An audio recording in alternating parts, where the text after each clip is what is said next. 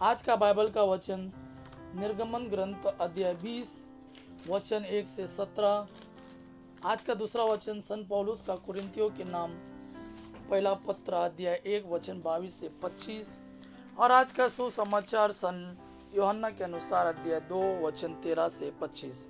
निर्गमन ग्रंथ अध्याय 20 वचन 1 से 17। ईश्वर ने मूसा से यह सब कहा, मैं प्रभु तुम्हारा ईश्वर हूँ। मैं तुमको मिस्र देश से गुलामी के घर से निकाल लाया। मेरे सिवा तुम्हारा कोई ईश्वर नहीं होगा। अपने लिए कोई देव मूर्ति मत बनाओ।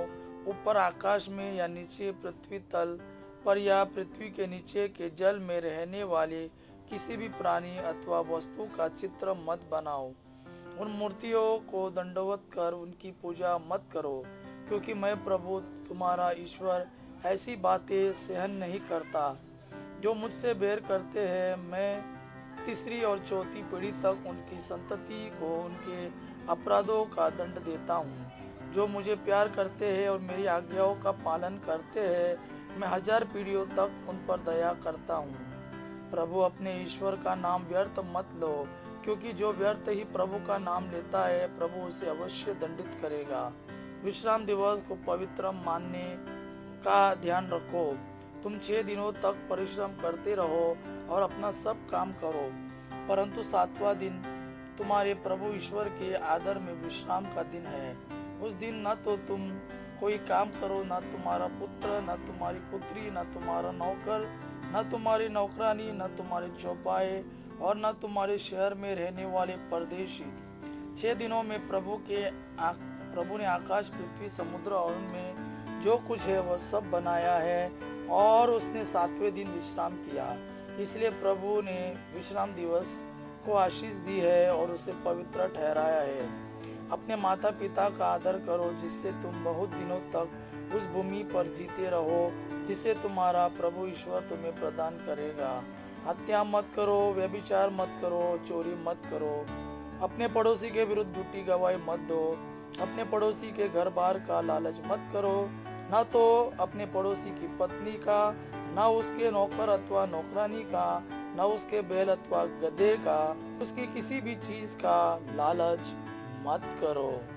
आज का दूसरा वचन सन पौलुस का कुरिन्थियों के नाम पहला पत्र अध्याय 1 वचन 22 से 25 तक। यहूदी चमत्कार मांगते और यूनानी ज्ञान चाहते हैं, किंतु हम क्रूस पर आरोह मसीह का प्रचार करते हैं। यह यहूदियों के विश्वास में बाधा है और गैर यहूदियों के लिए मूर्खता, किंतु मसीह चुने हुए लोगों के लिए, चाहे वो यहूदी हो या यूनानी, ईश्वर का सामर्थ्य और ईश्वर की प्रज्ञा है। क्योंकि ईश्वर को की मूर्खता मनुष्यों से अधिक विवेकपूर्ण है और ईश्वर की दुर्बलता मनुष्यों से अधिक शक्तिशाली है। आज का सुसमाचार सन यूहन्ना के अनुसार अध्याय 2 वचन 13 से 25। यहूदियों का पास्का पर्व निकट आने पर ईसा यरूशलेम गए। उन्होंने मंदिर में भेड़े और कबूतर बेचने वालों को तथा अपने मेजों के सामने बैठे हुए सराफों को देखा। उन्होंने रस्सियों का कोड़ा बनाकर भेड़ों और बैलों सहित सबको मंदिर से बाहर निकाल दिया।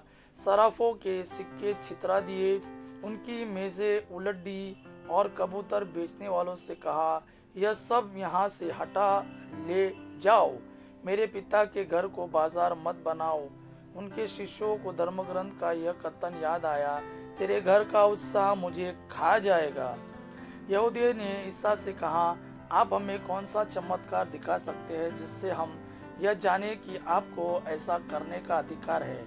ईसा ने उन्हें उत्तर दिया, इस मंदिर को ढा दो और मैं इसे 3 दिनों के अंदर फिर खड़ा कर दूंगा। इस पर यहूदियों ने कहा, इस मंदिर के निर्माण में 46 वर्ष लगे और आप इसे 3 दिनों के अंदर खड़ा कर देंगे। ईसा तो अपने शरीर के मंदिर के विषय में कह रहे थे। जब वो मृतकों में से जी उठे तो उनके शिष्यों को याद आया कि उन्होंने यह कहा था, इसीलिए उन्होंने धर्मग्रंथ और ईसा के इस कथन पर विश्वास किया। जब ईसा पास्का पर्व के दिनों में यरूशलेम में थे तो बहुत से लोगों ने उनके किए हुए चमत्कार देखकर उनके नाम में विश्वास किया, परंतु ईसा को उन पर कोई विश्वास नहीं था, क्योंकि वह सबको जानते थे। इसकी जरूरत नहीं थी कि कोई उन्हें मनुष्य के विषय में बताए, ये तो स्वयं मनुष्य का स्वभाव जानते थे। यह प्रभु का वाणी है। प्रभु को धन्यवाद। अबा पिता की महिमा, पुत्र यीशु का प्रेम आप पर सदा सर्वदा बना रहे। आमेन।